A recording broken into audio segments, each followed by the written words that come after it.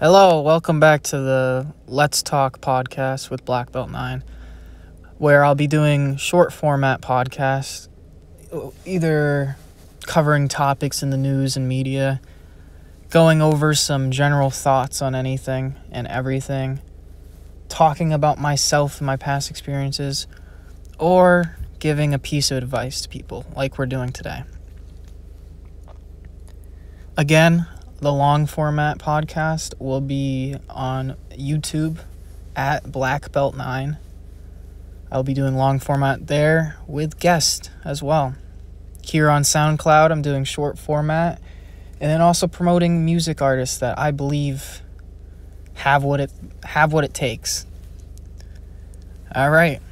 Today, we're going over 10 steps that you need to do after a heartbreak. Many of us out there have probably experienced some sort of heartbreak. Usually you go through at least one in your life, and one is generous and very lucky. But here are 10 steps that I believe everybody should do after a heartache or a heartbreak. So, step 1, accept that it's over. I think it is probably one of the most important steps. You have to not get hung up on the fact that this person, you have to get over this person. You have to accept the fact that it ended. Most likely in this scenario, they ended things off with you. Most heartbreaks, that's how it ends. So this person does not want you anymore. You have to accept that.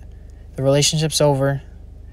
Usually if you're at the point where you're going through the steps, contact and everything is broken off, and it's pretty clear that it's over. This is not a case where if you're going through a break with your partner or significant other, this is where they have broken things off. You need to accept that it's over and you need to move on.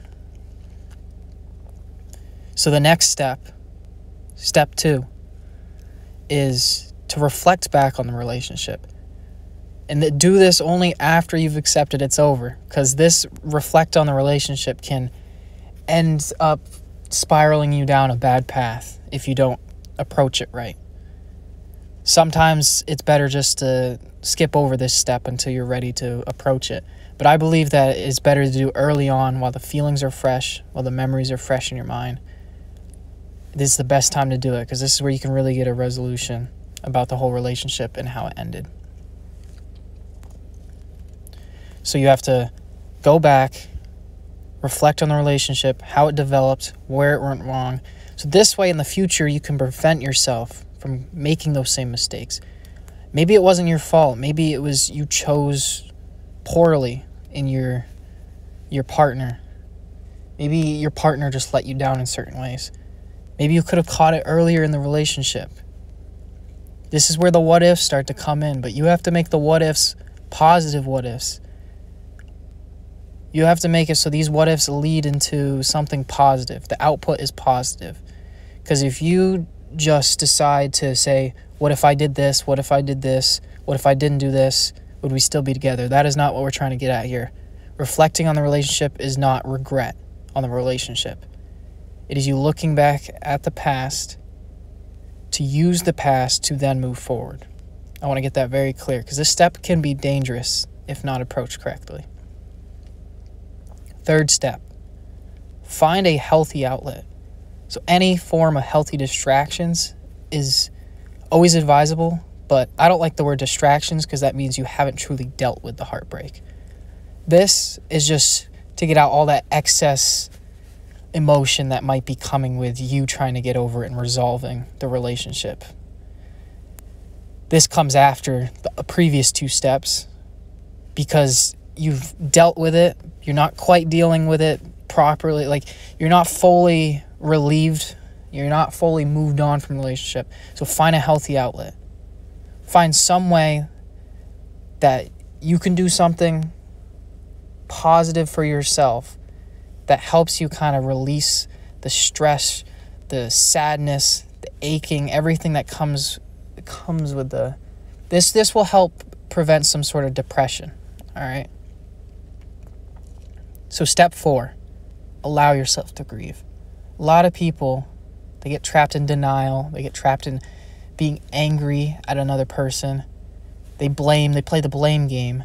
They blame themselves, they'll blame others. Sometimes stuff just does not work out. You need to allow yourself to grieve in a healthy manner. It's all about being healthy towards yourself because you have to move on. There's no way around that. This is at the point where it's over. So you accept it's over.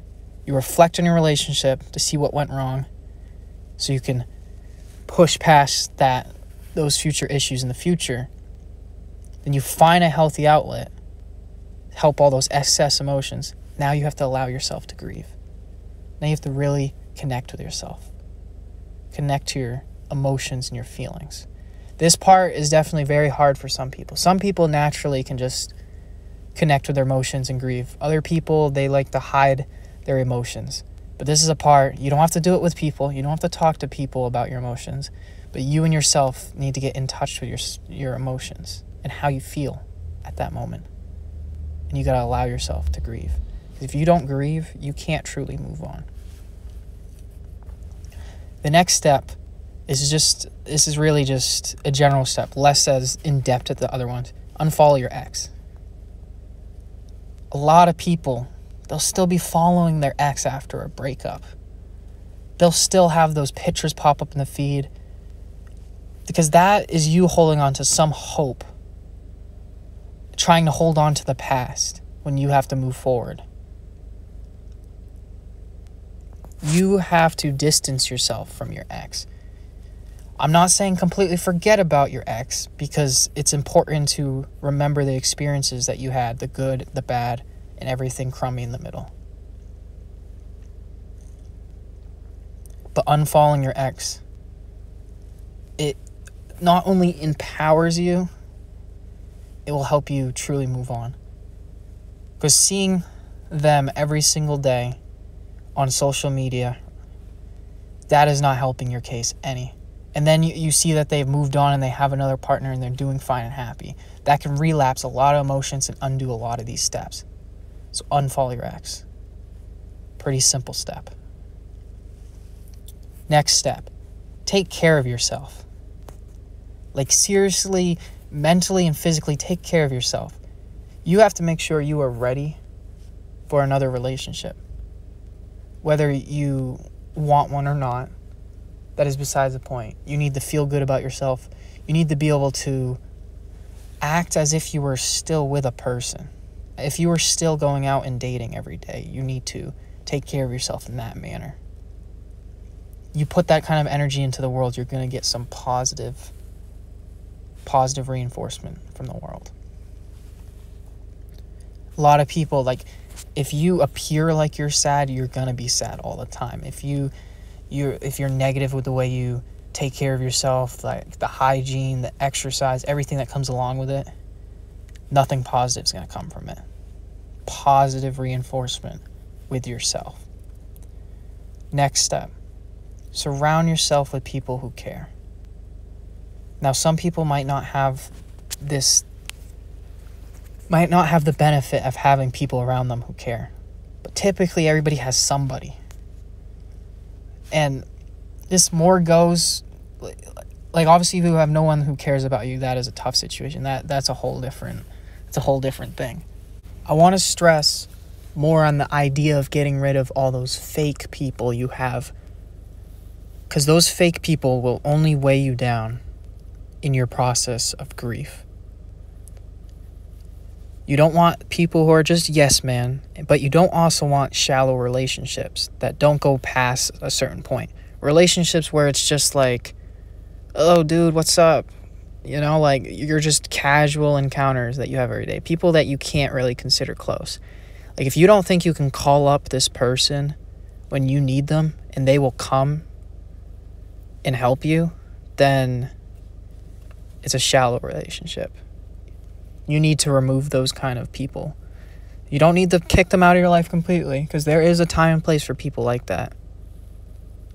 But in this case, with these steps, in this situation, you need to surround yourself with people who care. not those kind of people. Next step, exercise. So this differs a little from finding a healthy outlet, but I personally always found exercise as my main healthy outlet. And it's actually like scientifically proven to release feel-good hormones in your brain, much like love does. People often describe love as a drug. So after a heartbreak, you're going through withdrawal from that drug. So now you need to find a new drug. And exercise can kind of act as that. And it's also good for you. You can go running, I'm not saying like try to get necessarily a runner's high, but going out and doing something, releasing all that excess nonsense that you were getting from that heartbreak. It not only makes your mind focus on something else, it also releases good hormones in your brain and body. Gives you just an overall better sense of well-being. Next step. This is the 9th step.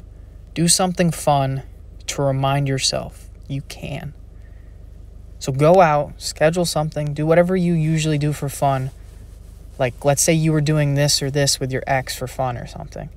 Go out and do that. It doesn't have to be exactly what you did with your ex, but something that is as enjoyable, just to remind yourself that you can go out and do these things without that person.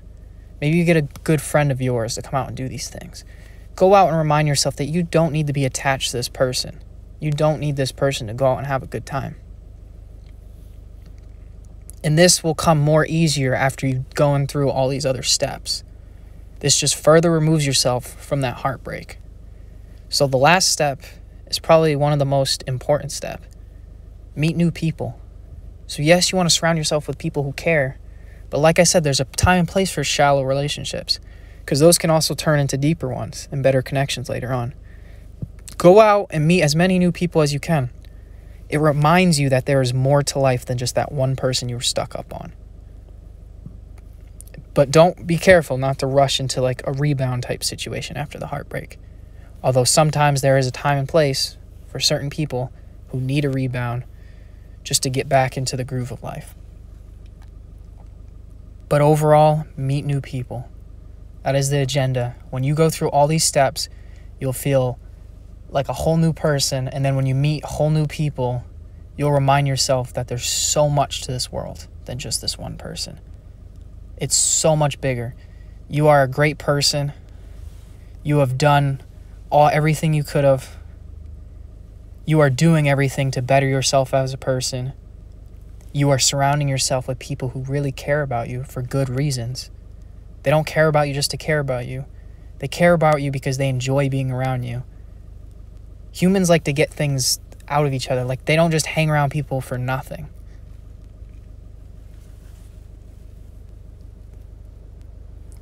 So perhaps like your best friend hangs around you. Obviously there's some selflessness in there, but there's selfish desires in there as well. Your best friend laughs because you're funny. Your best friend likes you as a good listener. Your best friend does this and this to get this and this from you. There's always an exchange between people, between human beings. So if you can manage to stay the best person you can be and then surround yourself with those best people, there's no reason you should still be heartbroken over somebody who apparently found you unworthy. So just remind yourself that you are worth the sacrifice that it takes to keep a steady relationship.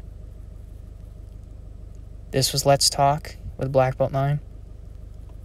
Thank you. Don't forget to drop a follow on the page. Don't forget to check out my YouTube channel at Blackbelt9. Have a good day.